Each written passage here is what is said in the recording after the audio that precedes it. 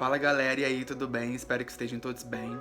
Níger aqui de novo e não teve jeito, o pessoal me escolheu pra ser o host aí dos bastidores. Então hoje vocês vão vir comigo, que eu vou mostrar pra vocês como que é o processo de gravação que a gente tem toda semana pra levar pra vocês aí o culto no domingo. Então, vambora.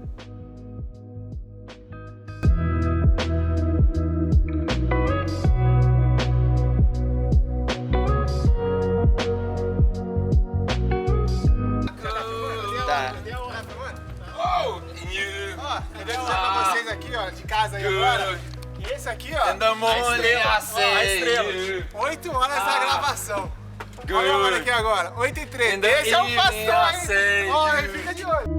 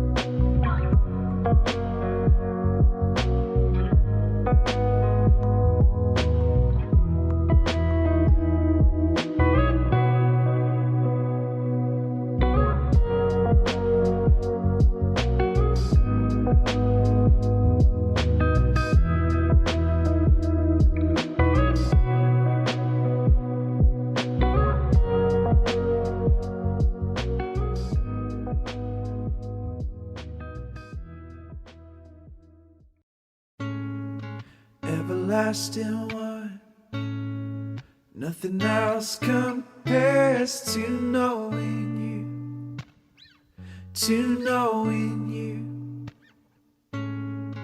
You're the living God, and my soul it longs to be with you, Lord, your love is like a waterfall. Lord, your love is like a flowing stream. And whenever I'm feeling dry, I come to the river of life.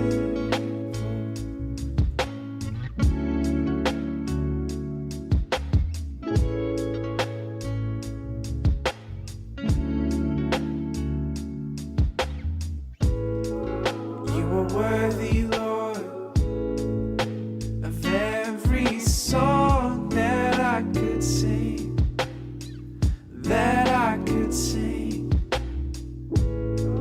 and my heart cries out, God, I need you more than anything, 'cause your love is like a waterfall. Your love is like a flowing stream.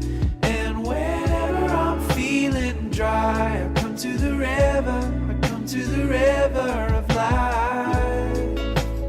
Oh, come to the river of life. As the deer pants for the waters, so my soul longs after you. As the deer pants for the waters, so my soul longs after you. As the deer pants for the waters, so my soul longs after you. As the deer pants for the waters, so my soul longs after you.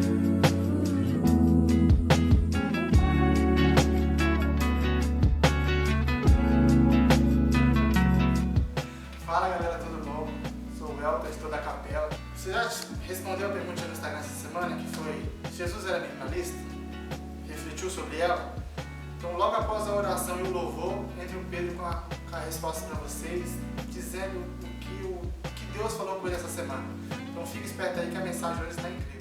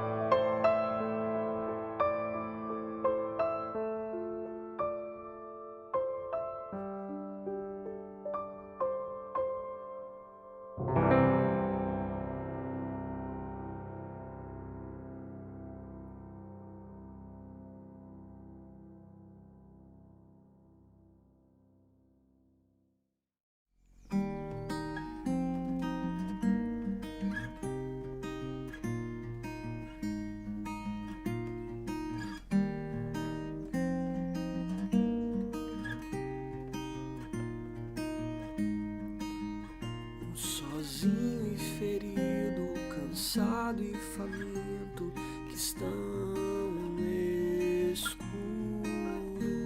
em terras longínquas e mares distantes, a luz ressurgirá, pois Ele é a voz que fala ao coração sobre esperança e um futuro além do que se pode ver. E o reino vem aos que esperam, o desejado das nações em seu nome a terra treme, o reino vem.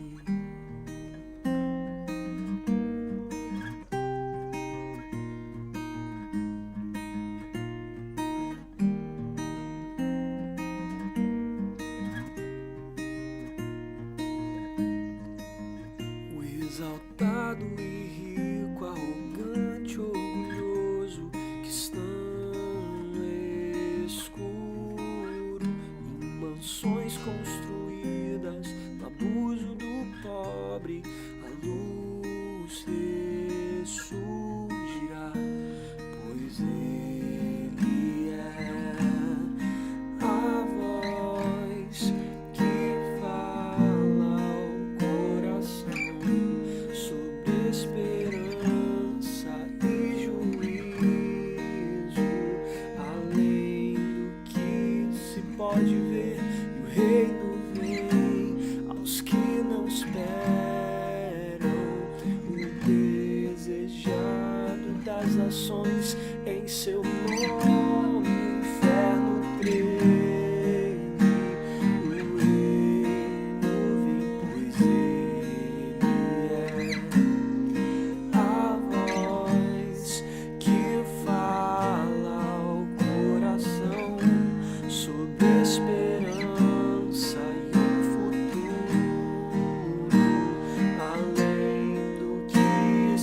pode ver, e o reino vem aos que esperam.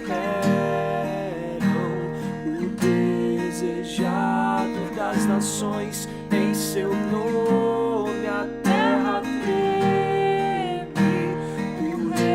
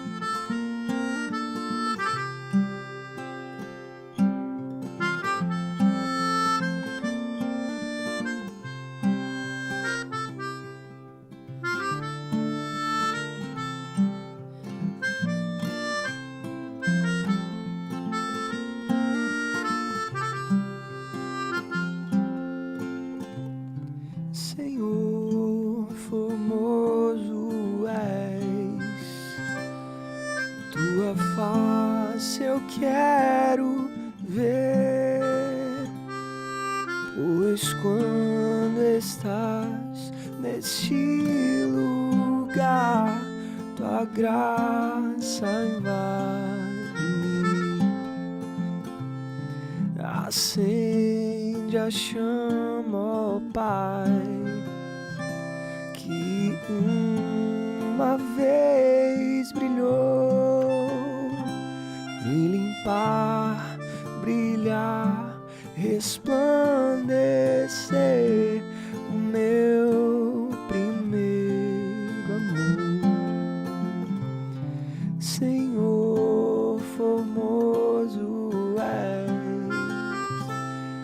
tua face eu quero ver, pois quando estás neste lugar, tua graça invade-me, acende a chama, ó Pai, que uma vez brilhou, vem limpar, brilhar, resplandecer o meu primeiro amor.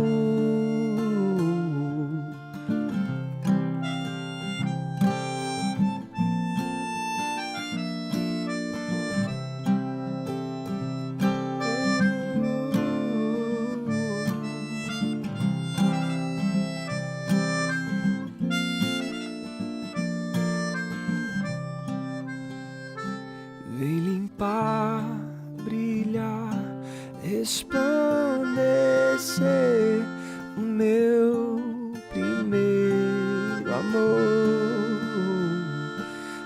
pois quando estás neste lugar, tua graça invade.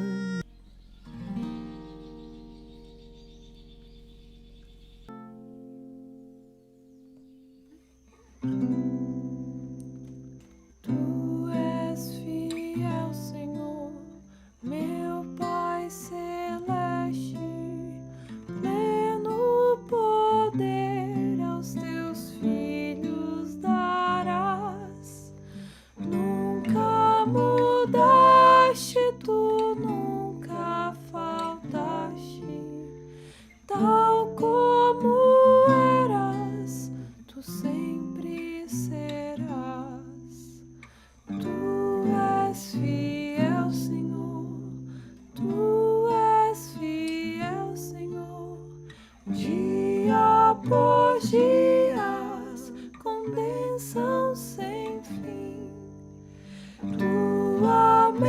amanhecer me sustenta e me guarda. Tu és fiel, Senhor, fiel a mim. Flores e frutos, montanhas e mares, sol, lua, estrela no céu a brilhar. Tudo criaste na terra e nos ares, todo o universo vem, pois, te louvar. Tu és fiel, Senhor, tu és fiel, Senhor, dia após dia, com bênção sem fim. Tua mercê me sustenta e me guarda. Tu és fiel, Senhor, fiel a mim. Pleno perdão tu dás, paz, segurança. Cada momento me guia, Senhor. E no porvir, oh, que doce esperança, desfrutarei do teu rico favor. Tu és fiel, Senhor, tu és fiel, Senhor, dia após dia, com bênção sem fim. Tua mercê me sustenta e me guarda. Tu és fiel, Senhor, fiel a mim.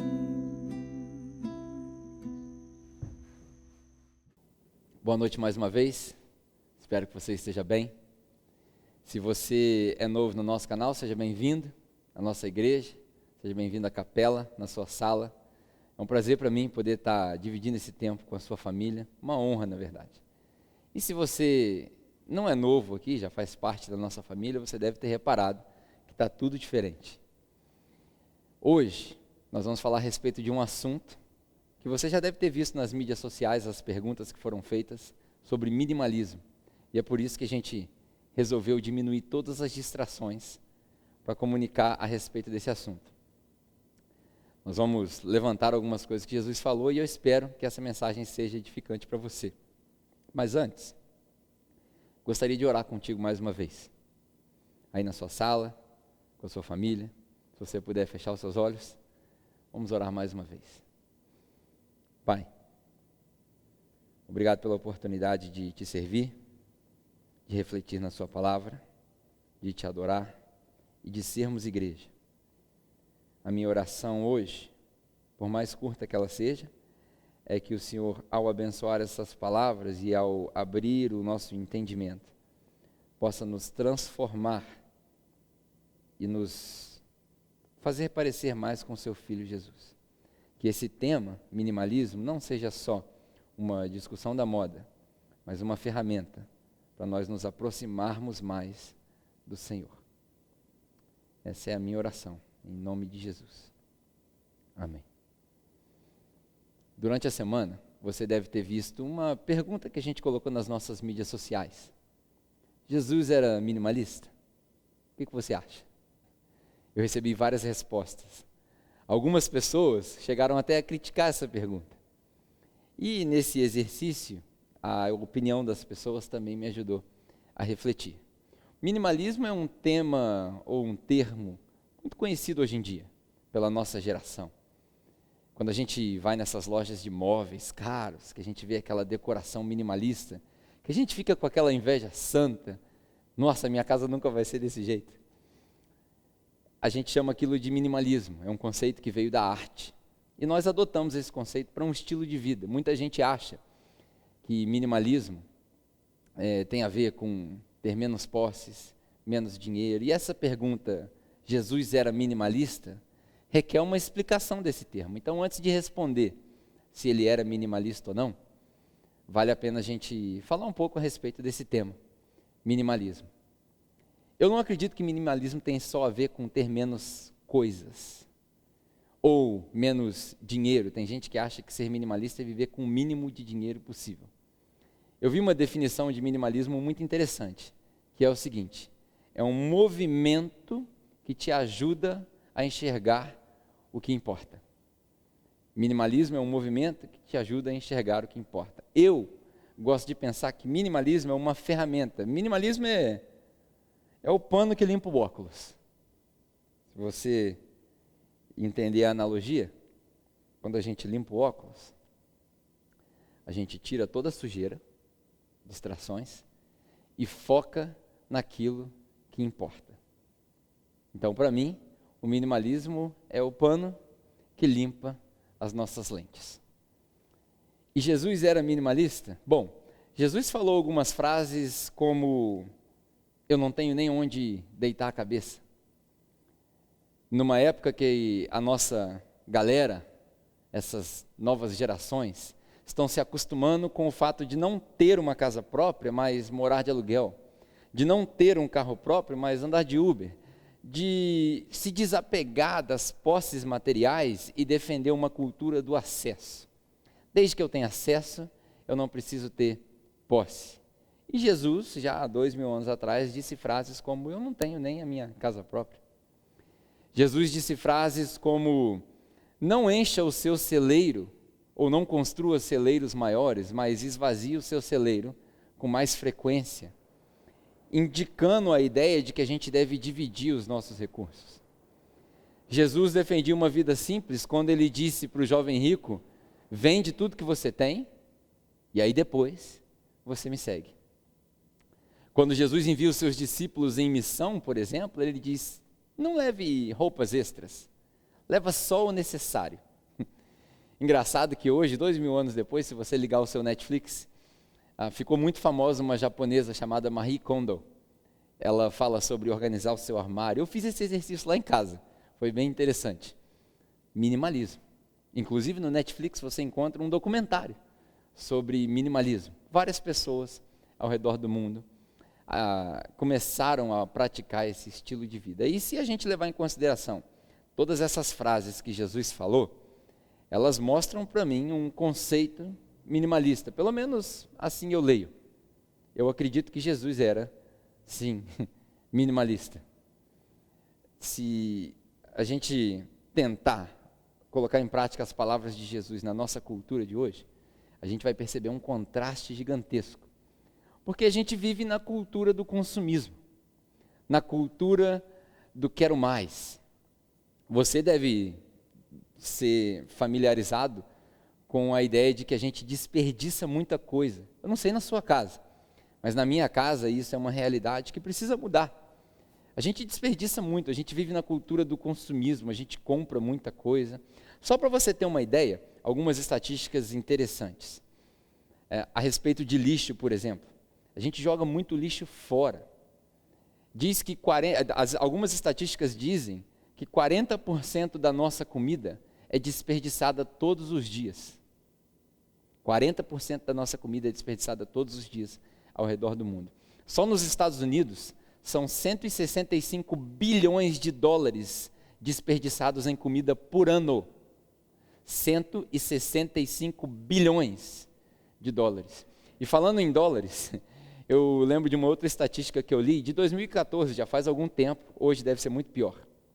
A estatística era o seguinte: os americanos gastaram em uma semana metade daquilo que eles doam para as igrejas num ano inteiro. No ano de 2014, no feriado do Black Friday, os americanos gastaram 54 bilhões de dólares. E no mesmo ano de 2014, eles doaram para as igrejas 103 bilhões de dólares. É um absurdo. Falando de americanos, e eu acho que a gente não precisa ir muito longe. A estatística média dos americanos é que a casa americana tem mais televisões do que gente dentro delas. E não precisa ir longe não, na minha casa, onde eu moro, na casa dos meus pais, eu moro numa casa atrás dos meus pais, mas ali na casa dos meus pais, eles têm 3 televisões e 2 pessoas dentro daquela casa.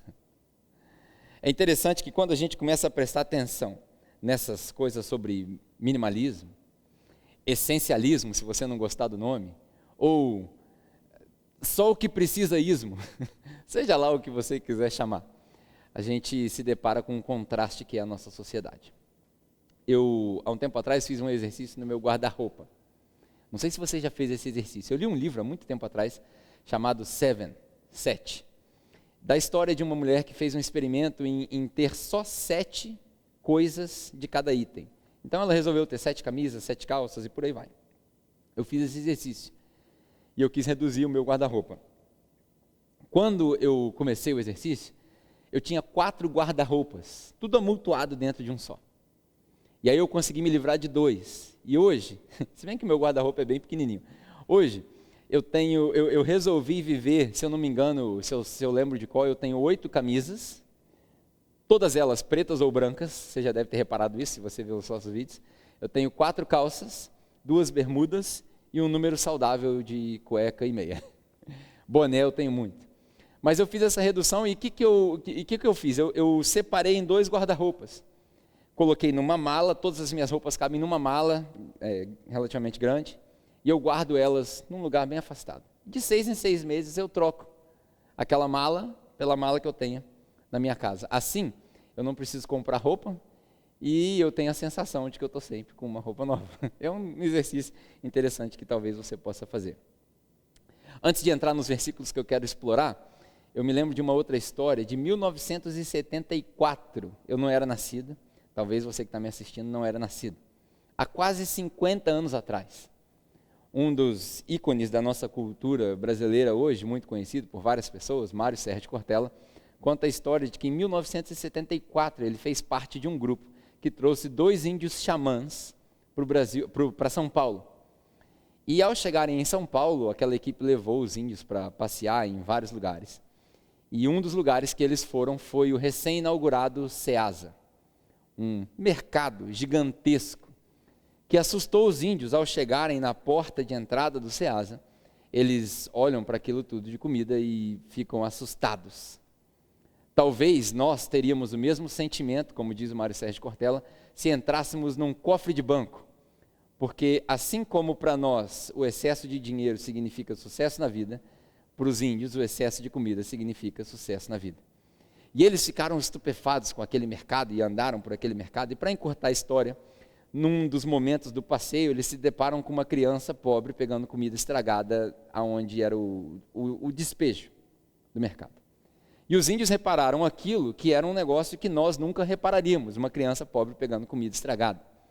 E a pergunta que eles fizeram, uma pergunta desconcertante, e eu espero que seja desconcertante para você também. A pergunta foi a seguinte: por que esse menino está pegando comida estragada quando a gente tem tanta comida boa nas prateleiras do mercado? Ao que a equipe respondeu para o índio e para os 2 índios, ele está pegando comida estragada porque ele não tem dinheiro. Mas se ele não tem dinheiro, os pais dele não têm dinheiro?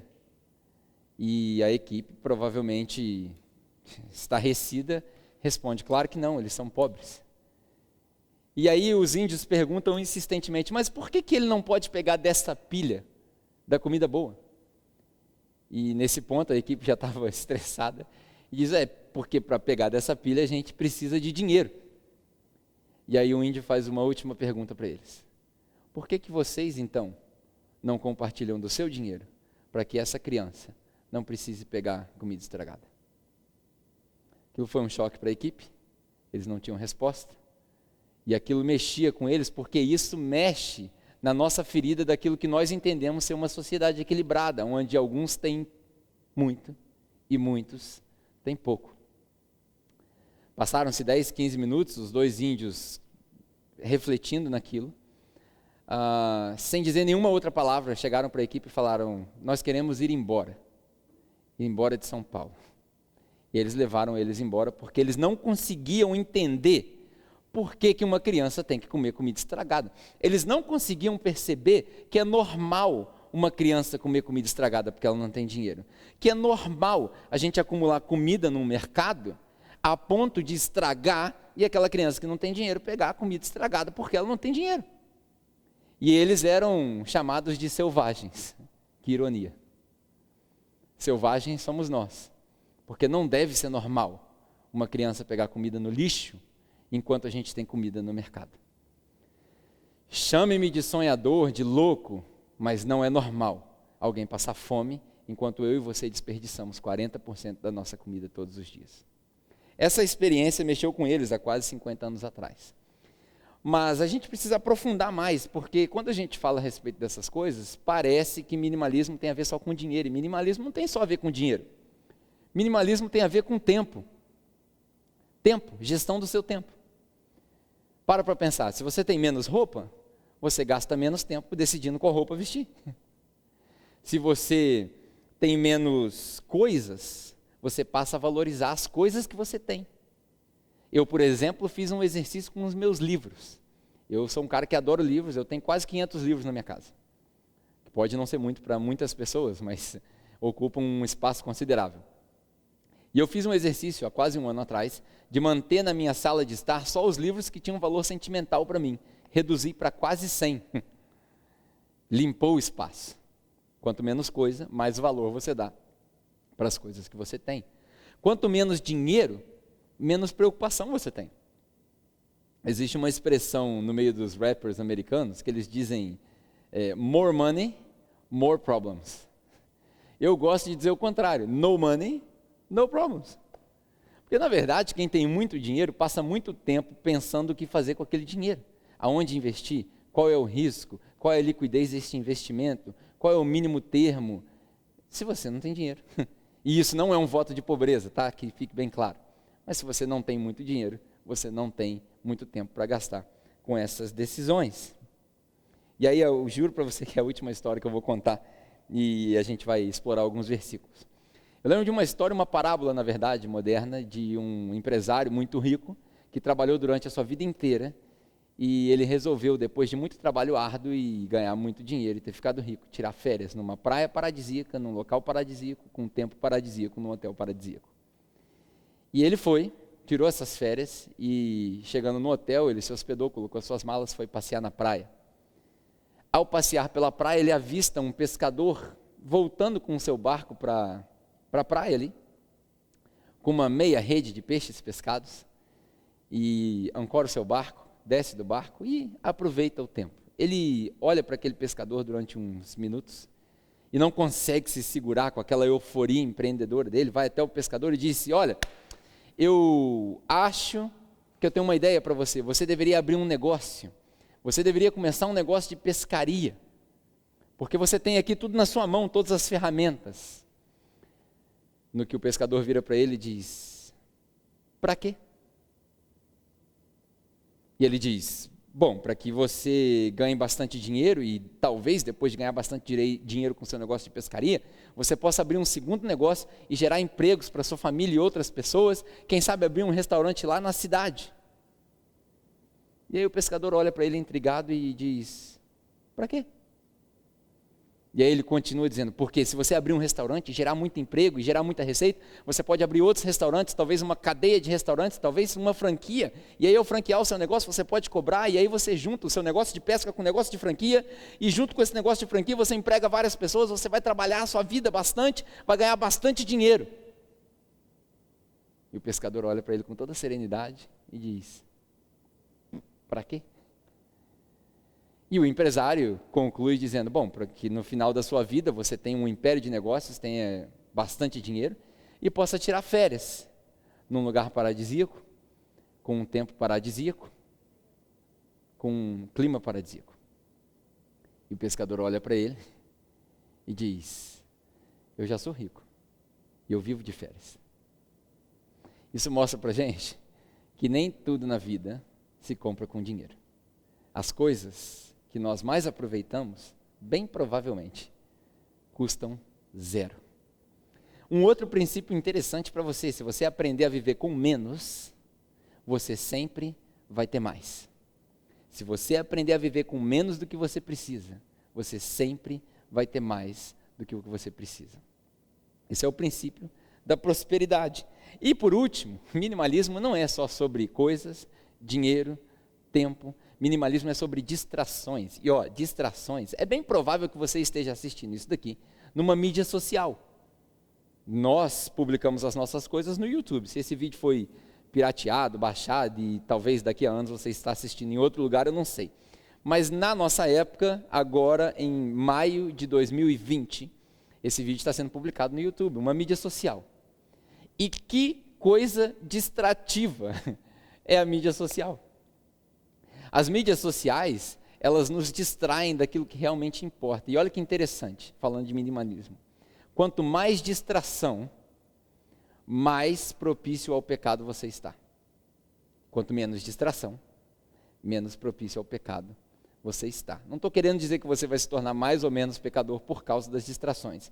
Mas, teologicamente falando, na teologia clássica, a definição mais simplista de pecado é errar o alvo. E quanto mais distração, mais fácil de errar o alvo fica. Como assim errar o alvo? Deus nos criou com um alvo, um objetivo. Deus nos criou com o objetivo de sermos algo, de perseguirmos algo. Essa foi a intenção de Deus. E quando a gente erra o alvo, nós nos enquadramos no quadro do pecado, no quadro da condição pecaminosa. Por exemplo, falando de distração, nos tempos em que nós vivemos agora, em 2020, nós estamos errando o alvo e errando o alvo feio, mas feio, feio mesmo. Olha, eu acho que na história da humanidade, para não exagerar, não deve ter tido 3 ou 4 vezes que nós erramos o alvo mais feio do que agora. Você quer ver um exemplo de errar o alvo, de pecar feio? É a discussão que nós estamos tendo todo dia nos telejornais. Se a gente deve salvar a economia ou se a gente deve salvar vidas. E eu não vou usar a pregação do Evangelho para falar de política. Eu vou usar a pregação do Evangelho para falar de Evangelho.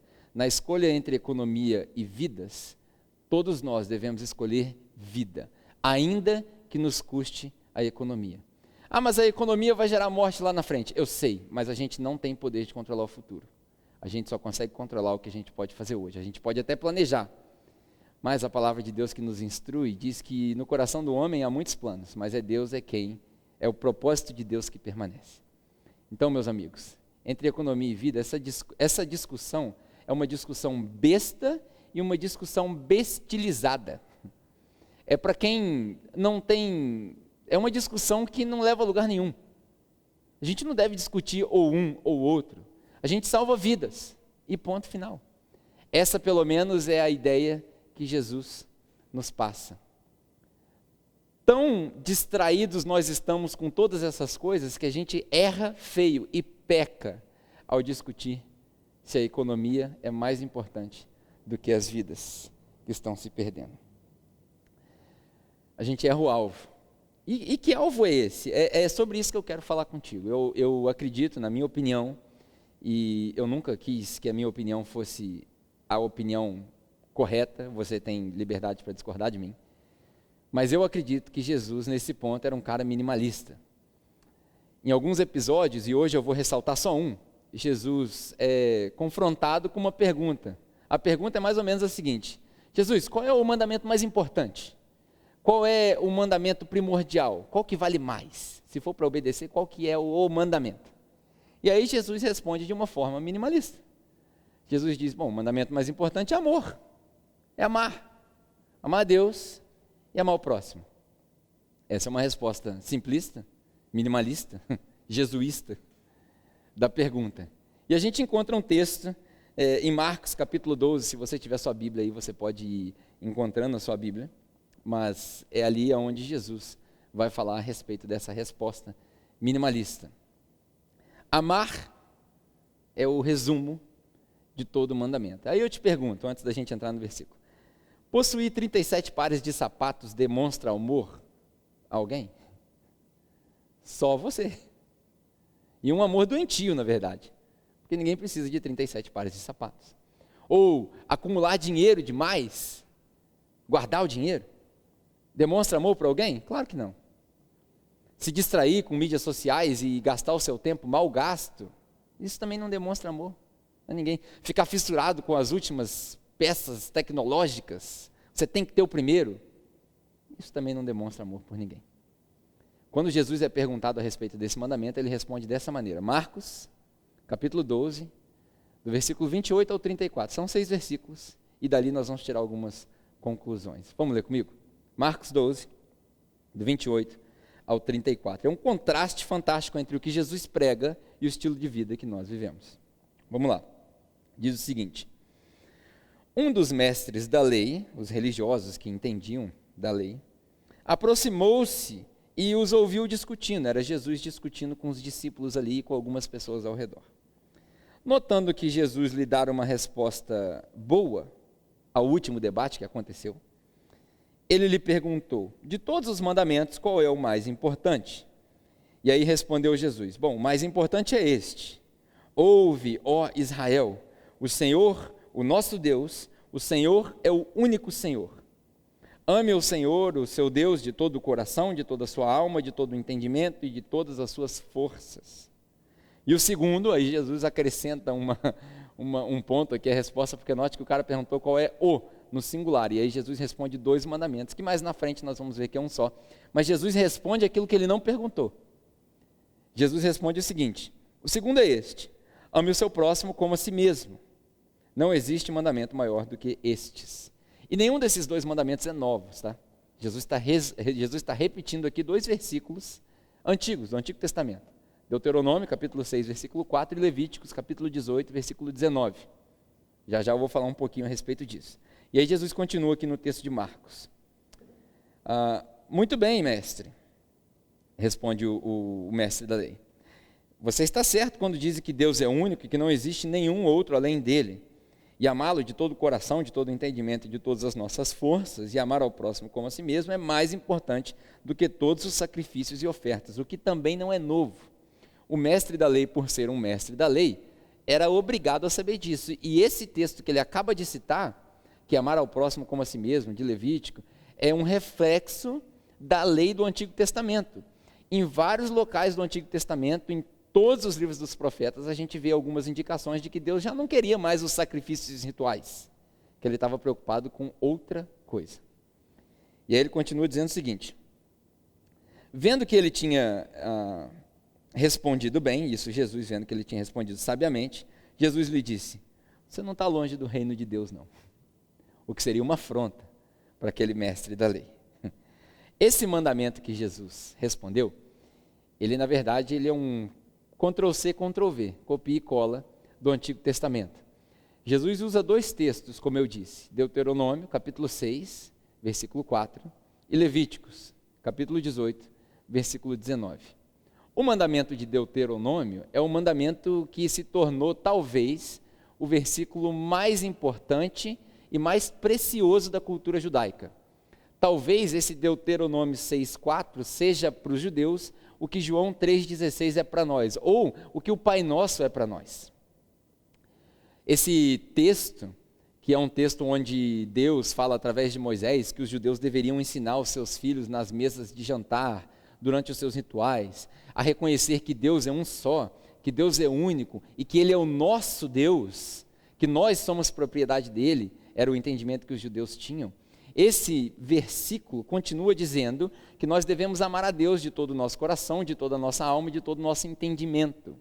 Quando Jesus responde aqui no Evangelho de Marcos, Jesus acrescenta um 4º elemento, e aí os escritores e os teólogos acham que aquilo é só uma expressão, que Jesus continua repetindo o mandamento, outros acham que ele expandiu, não é a discussão de hoje.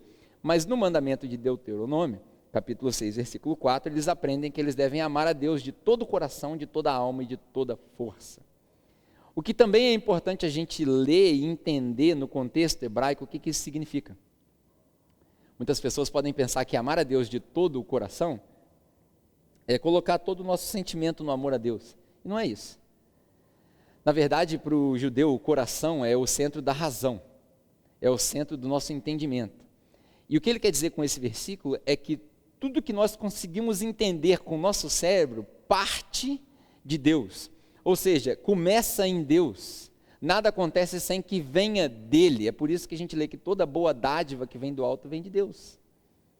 E amar a Deus de toda a nossa alma, muitas pessoas repetem ao longo da história que alma significa as nossas emoções. Não. Para o judeu, essa expressão alma no Antigo Testamento, ela quer dizer todo o nosso ser, o físico, o corpo, a mente, a alma, o psique, tudo, tudo. E esse exercício de amar a Deus com tudo que nós somos, significa que desde o nosso nascimento, a nossa natureza, os nossos sentimentos, na verdade a palavra que mais se aproxima disso é apetite. Sabe quando você está com fome, mas aquela fome assim que, me perdoe a expressão, os crentes mais tradicionais, mas sabe aquele jejum que você faz de 3 dias, e aí você vai quebrar o jejum num churrasco, que você entope, que você comete um pecado logo depois de jejuar, o pecado da gula? Então, essa é a expressão que mais se aproxima disso, de toda a sua alma, com todo o seu apetite, com toda a voracidade. E de toda a sua força significa com todo o seu potencial. Sabe quando a gente é criança, que seu pai fala para você assim, ó, você pode ser tudo que você colocar no seu coração que você quer ser? Esse potencial, esse sonho de eu quero ser isso, é assim que a gente deve amar a Deus.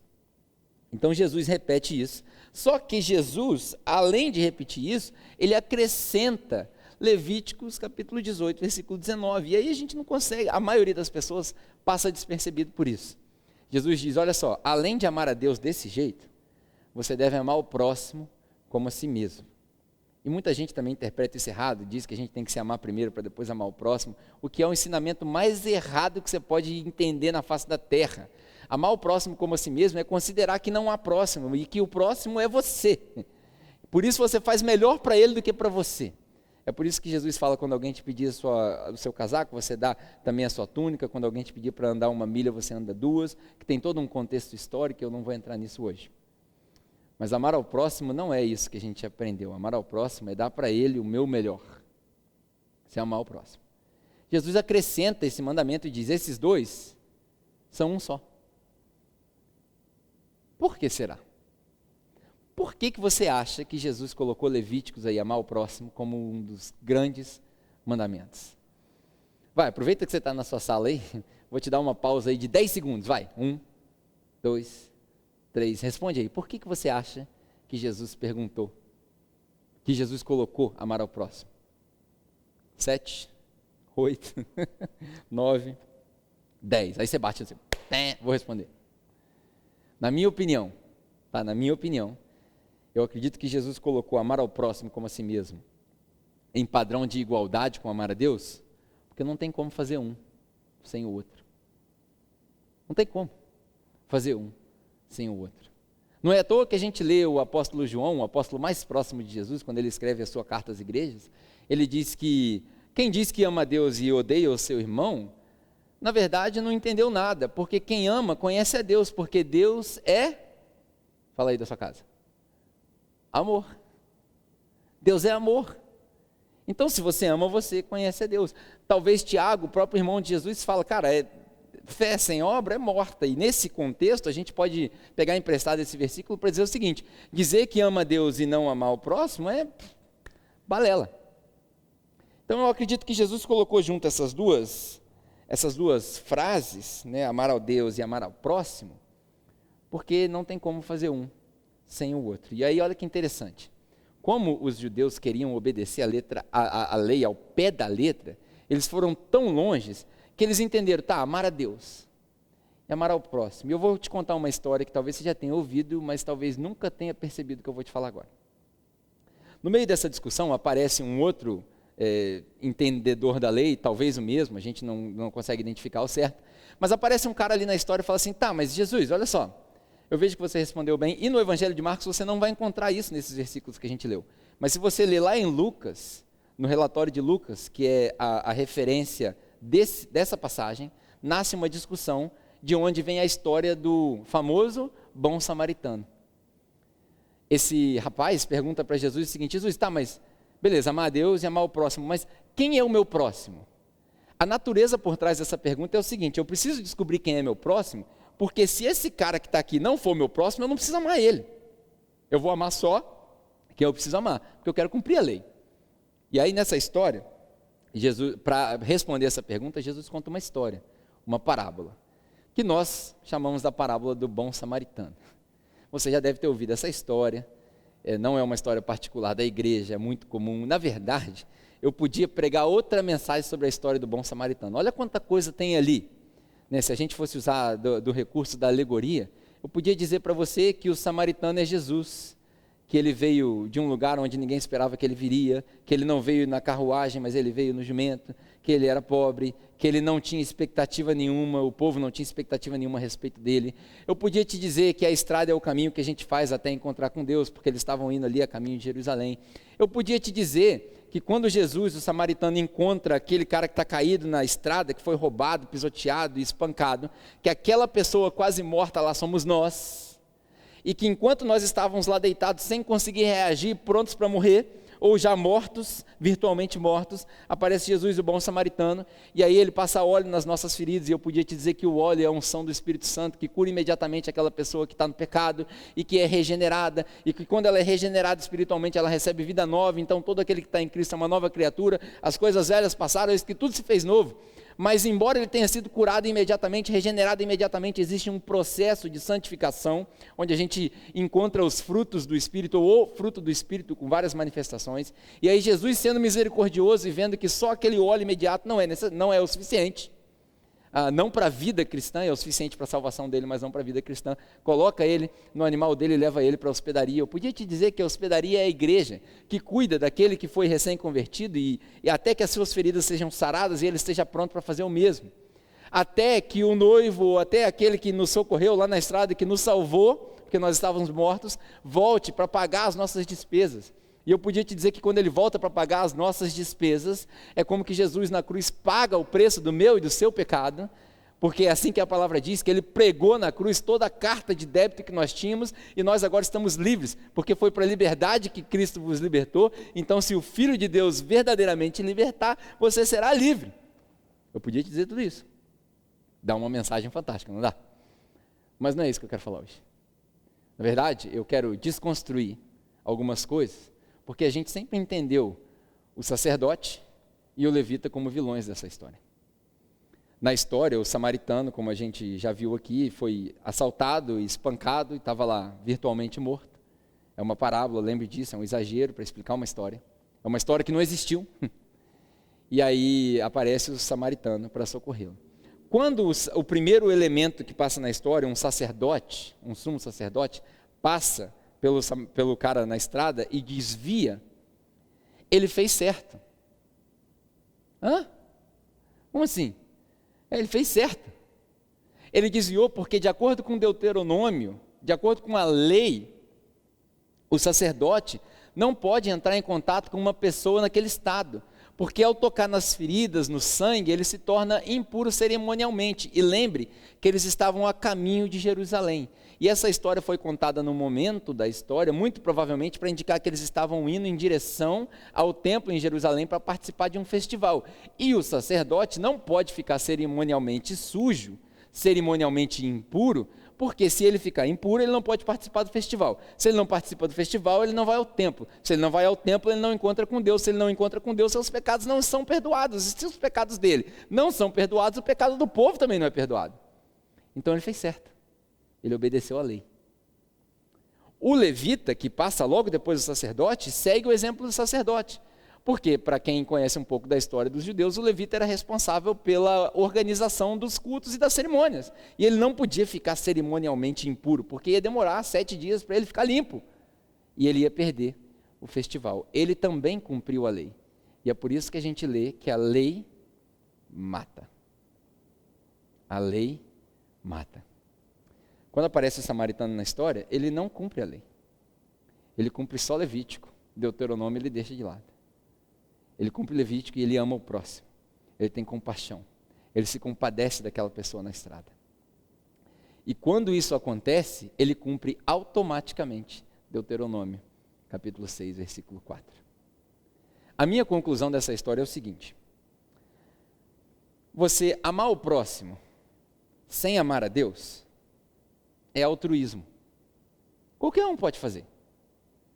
Para falar a verdade, ninguém precisa de Jesus para ser altruísta. Amar ao próximo sem amar a Deus é altruísmo. Agora, amar a Deus ou pelo menos achar que ama a Deus, sem amar o próximo, como a gente viu em João, é ilusão. Amar a Deus sem amar o próximo é ilusão. Agora, se amar a Deus sem amar o próximo é ilusão, amar a Deus amando ao próximo é cristão. Até rimou. Amar a Deus amando ao próximo é cristão. A gente cumpre os dois. A gente precisa aprender a cumprir os dois. É para isso que nós fomos chamados. E é por isso que eu acredito, a minha opinião, é por isso que eu acredito que Jesus juntou essas duas verdades. Amar a Deus e amar o próximo. Porque só assim a gente vai conseguir seguir o que Jesus nos ensina. E aí, eu quero reforçar a ideia, a gente começou falando sobre minimalismo. Por que minimalismo? Porque eu acredito que Jesus, ele responde de maneira minimalista para facilitar para mim e para você o entendimento do evangelho dele. Para facilitar. Veja, se você resolver viver uma vida minimalista, uma vida de acordo com os padrões de Jesus, que a gente está vendo aqui, eu acho que você vai aprender a viver uma vida com pelo menos 3 atributos. Pelo menos, se não mais. Mas hoje eu quero te dar só 3 atributos e eu vou acabar com isso. Essa é a minha última colocação.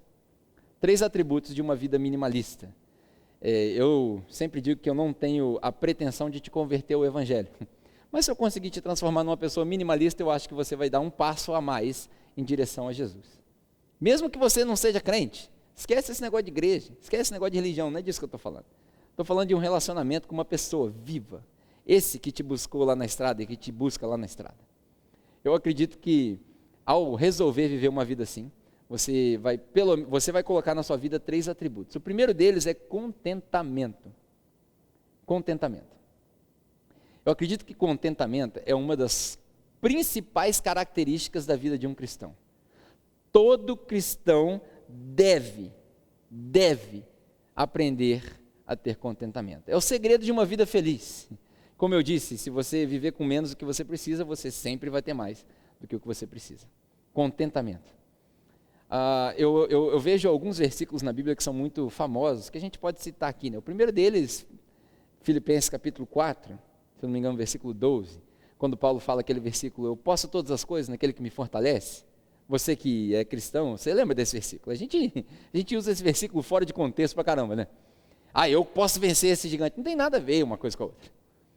Filipenses capítulo 4, no versículo 10 e 11 mais ou menos, Paulo fala algumas coisas interessantes. Ele fala assim, eu aprendi a ter muito, eu aprendi a ter pouco, eu aprendi a viver na abundância, eu aprendi a viver na escassez, eu aprendi a ser perseguido, eu aprendi a estar livre, eu aprendi todas essas coisas e em todas elas eu aprendi a ser contente. Contente significa equilibrado, satisfeito. E aqui eu não estou, mais uma vez, não estou fazendo um voto de pobreza, não é isso. Não estou falando para você fazer voto de pobreza. Estou te encorajando a se manter contente com aquilo que você tem. Aprender a estabilizar o nosso estilo de vida. Esse é o versículo de Filipenses, capítulo 4. Você quer ver outro versículo interessante? 1 Timóteo, capítulo 6. Quando Paulo escreve para um jovem pastor. Como eu acho que Timóteo deveria ter a minha idade, 36, talvez um pouco menos, 20 e pouco. Timóteo cresceu numa família judaica e recebeu todas as tradições, e aí ele assume uma igreja. Paulo planta aquela igreja e ele manda Timóteo e fala, Timóteo, assume essa bronca aí. E aí ao escrever para Timóteo, ele dá alguns conselhos sobre várias coisas, casamento, família, quem colocar na igreja como líder. E um dos conselhos que ele dá é aos ricos. Você acredita nisso? Paulo escreve e fala assim, conversa com os ricos isso daí. Você e eu, ricos. Olha o conselho, eu não vou nem elaborar, eu só vou ler. Olha o conselho que Paulo dá aos ricos, para mim e para você. Você vai entender por que eu estou te chamando de rico. De fato, 1 Timóteo capítulo 6, versículos 6 a 10, olha só, vou só ler. De fato, a piedade com contentamento é grande fonte de lucro, pois nada trouxemos a este mundo, e dele nada poderemos levar. Por isso, tendo que comer e com que vestir-nos, estejamos com isso satisfeitos. Os que querem ficar ricos caem em tentação, em armadilhas e em muitos desejos descontrolados e nocivos, que levam os homens a mergulharem na ruína e na destruição, pois o amor ao dinheiro, você conhece essa frase, é raiz de todos os males. Algumas pessoas, isso já no tempo de Paulo, hein? Algumas pessoas, por cobiçarem o dinheiro, desviaram-se da fé e se atormentaram a si mesmas com muitos sofrimentos. Você, porém, homem de Deus, e aí a minha palavra para você hoje, eu vou pegar emprestado de Paulo para você que está assistindo. Você, homem de Deus, mulher de Deus, se preocupe com essas coisas aqui, ó. Fuja de tudo isso e busque a justiça, piedade, fé, amor, perseverança e mansidão. Em outras palavras, mano, esquece as distrações da vida, se torne um minimalista. Reduza ao máximo todas as suas distrações para focar naquilo que importa. Passa um pano na sua lente para você poder enxergar aquilo que realmente interessa na vida. Você quer outro versículo interessante? Esse é para passar régua, como diz o outro. Hebreus capítulo 13, versículo 5. Olha só. Conservem-se livres do amor ao dinheiro e contentem-se com o que vocês têm. Hoje a gente é tão preocupado com aquilo que a gente não tem. A minha filha, todos os dias quando ela acorda, ela vai dormir tarde e acorda cedo, ela acorda de mau humor. E aí ela já acorda, eu não quero isso, não quero aquilo. E aí minha frase para ela é o seguinte: filha, foca no positivo, filha, olha o céu azul. E aí agora ela está fissurada com a casa da Barbie. Mano, eu estou no sal, que essa casa da Barbie custa R$400. Eu não posso comprar uma casa da Barbie, isso é um absurdo. Eu acho que eu não tenho uma peça de roupa que custa R$400. E aí eu falei para ela o seguinte: filha, se você juntar R$150, eu fui burro, eu devia ter falado se ela juntasse uns 350. Mas, filha, se você juntar R$150, papai vai te dar uma casa da Barbie. Oi, imbecil. Mas enfim, e ela está juntando lá, está fazendo a leitura dela e está juntando. E às vezes ela vira para mim e fala assim: pai, eu estou triste. Por quê, filha? Porque eu não tenho uma casa da Barbie. Aí eu falo para ela assim: mas filha, você tem 38 Barbies. Você tem tantos brinquedos. Foca no positivo. Agora eu estou ensinando ela a ser minimalista. Cheguei para ela esses dias e falei assim: filha, você tem que escolher aí 4 Barbies. Entrou em desespero a menina, coitada. 4 Barbies. Enfim, cultura do consumismo contra o minimalismo. Contentamento. Todo cristão precisa ser contente com o que tem. Segundo atributo da sua vida que você vai aprender sendo minimalista é perspectiva. Olha, tem uma engasgada aqui agora. Perspectiva. Para os meus amigos em São Paulo, perspectiva. Quase em inglês, né? Perspective. Daqui a pouco eu estou igual o Capitão Nascimento. Perspectiva. Enfim, perspectiva. Você sabe, eu não sei você, mas não sei se você já pensou nisso. Eu e você fazemos parte de um grupo seletíssimo no mundo. Você sabia disso? Você e eu somos ricos. Mas rico mesmo. E eu não estou falando aqui de campanha de prosperidade, não. Presta atenção no que eu vou te falar agora. Você e eu somos ricos. Eu e você estamos incluídos num grupo que talvez represente no máximo 15 a 20% da sociedade do mundo inteiro. Das 7, quase 8 bilhões de pessoas que vivem nesse mundo, eu e você, um grupo seletíssimo, fazemos parte desse grupo chamado gente rica. Sabe por quê? Se você tem uma casa para dormir, você é rico. Se você tem um teto para se esconder debaixo dele quando chove, você é rico. Se você tem uma cama para dormir, você é rico. Se na sua casa tem mais de uma cama, você é rico. Se na sua casa tem televisão, você não tem noção de o quão rico você é. Ei, se você está assistindo isso num dispositivo como esse daqui, você é muito rico, mas muito rico.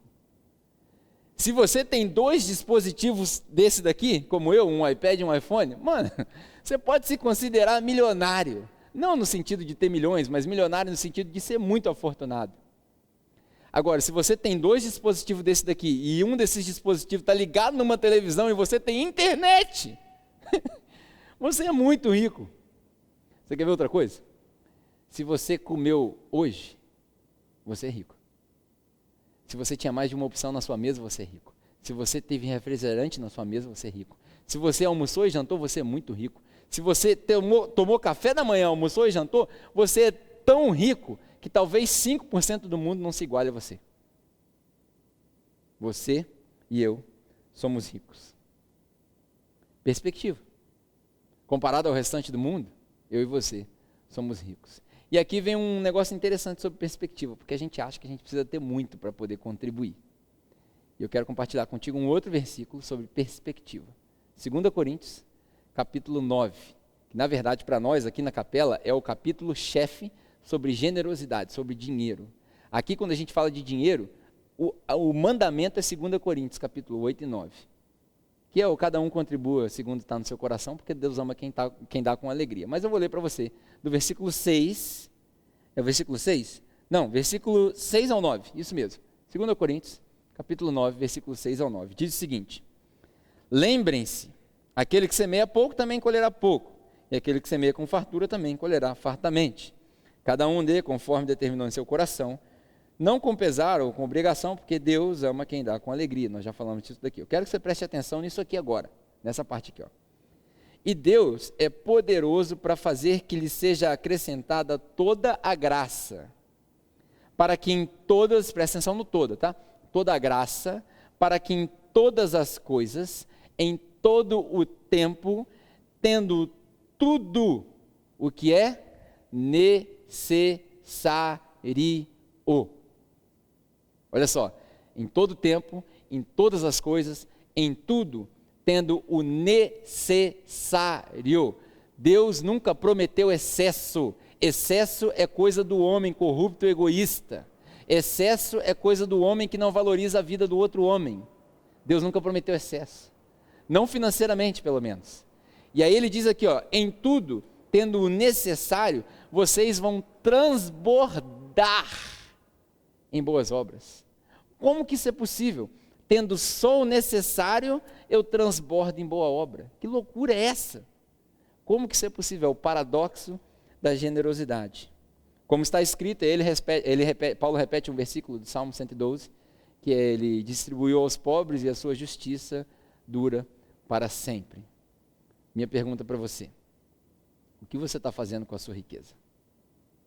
Você e eu somos ricos. E o que nós estamos fazendo com a nossa riqueza? Sabe, muita gente acha que você precisa ter muito para contribuir com alguma coisa. Você não precisa ser milionário para ser generoso. Você só precisa ser solidário para ser generoso. Pegou essa? Você não precisa ser milionário para ser generoso. Você só precisa ser solidário para ser generoso. O segredo da generosidade não é prosperidade. O segredo da generosidade é solidariedade. Esse é o segredo da generosidade. Porque se o seu dinheiro é a razão para você fazer algo, ou a razão para não fazer algo, você é escravo dele. Se pegar um emprego novo, a sua decisão está baseada só no tanto de dinheiro que você vai ganhar, você é escravo dele. E se você não pode começar um emprego novo porque o salário não é aquilo que você imaginava, você também é escravo dele. Sinto te informar. Nós vivemos numa cultura que é toda escrava do dinheiro. E aí eu te pergunto mais uma vez: o que você está fazendo com a sua riqueza? Não só do dinheiro, mas o seu tempo, os seus recursos. O que você está fazendo com a sua riqueza? Eu acredito que numa vida minimalista você vai aprender a ser contente, a ter perspectiva e, por último, a ter propósito. Propósito. Saber por que você existe. Porque veja bem, a gente já viu que não tem como amar Deus se não amar o próximo. E eu vou terminar com essa afirmação para nós orarmos. A sua vida é dele. E se a sua vida é dele, e você entendeu que não tem como entregar a sua vida para ele sem entregar a sua vida ao próximo, então a sua vida não é sua, é nossa. Pode parecer meio paradoxo o que eu falei, mas eu quero esclarecer isso para você da seguinte maneira. Para você amar a Deus, você precisa demonstrar o seu amor ao próximo. Não tem como fazer um sem o outro. E assim, você entende que a partir de hoje, o seu ser não é mais para você. O meu ser não é mais para mim. Agora, a minha vida é nossa. Não é só Deus, eu te entrego a minha vida. É Deus, eu entrego a minha vida aos meus irmãos. Isso é propósito. Isso é ser cristão. Porque se a gente passar a olhar para o próximo como uma extensão de mim mesmo, nós vamos perceber que não tem mais próximo. Só eu. E ninguém é idiota de fazer mal para si próprio. O próximo sou eu. E eu sou o próximo. Isso é minimalismo. Isso é reduzir ao máximo aquilo que Jesus quer que nós aprendamos. Isso é tirar toda a complicação da religião e reduzir a um mandamento: amor. Ame ao próximo e assim você vai amar a Deus. Contra essas coisas não há lei. Eu espero que depois dessa mensagem você passe a viver uma vida mais próxima de Jesus. Eu vou trocar o termo minimalista para jesuísta. Eu espero que hoje você seja convertido a um estilo de vida que se entrega ao próximo. Se nós fizermos isso todos os dias, um dia de cada vez, nós vamos reduzir e muito a desigualdade no nosso meio. E isso agrada a Deus. Amém? Vamos orar? Uma oração bem minimalista. A oração é a seguinte: Deus, que você fale com essa pessoa que me assiste aquilo que o Senhor falou comigo e que nós juntos possamos colocar em prática o amor. Amém. Deus te abençoe. Tenha uma ótima semana. Seja minimalista. Tchau, tchau. Então é isso. Espero que você tenha gostado. Se você é novo na capela e quiser entrar em contato conosco, aqui do lado na descrição tem o nosso número, fique à vontade. Se você também quiser ajudar a contribuir com a capela, aqui do lado tem o número do PicPay. Só passar o QR Code, você já contribui conosco o valor que você desejar. Espero que você tenha gostado da mensagem, tenha se identificado. Fica com Deus. Lord, your love is like a waterfall. Lord, your love is like a flowing stream. And whenever I'm feeling dry, I come to the river of life.